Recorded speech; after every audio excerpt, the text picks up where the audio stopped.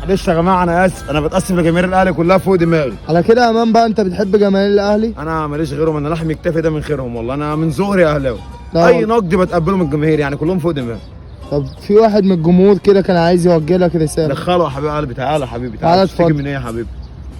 فوق دماغي. بصراحة يعني يا كابتن إمام أدائك مش عاجبني أوي. انت مالك يا وانت مالك؟ هو انا ليه بتاع ابوك؟ اقعد يا محدش يتكلم معايا ها.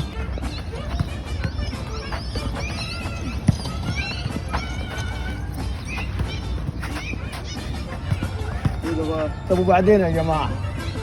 بعدين فين أنا؟ انا زهقت يا عم، انا حاسس اني بلعب مع ولاد اختي يا عم. معلش يا كابتن، معلش يا عم، ودينا على كاس العالم الدوري المصري، انا مش متفق عليه يا كابتن. ليه يا عم؟ انا حاسس اني بلعب مع ولاد اختي يا عم كابتن. الناس كلها بص الرجاله هنا بتترقص ازاي. خد يا اخويا ثانيه كده، تعالى افتح رجلك يا اخويا ثانيه. بص بيسمعوا الكلام يا كابتن. جراديشار يا ابن اللعيبه يا جراديشار يا علامي. علامي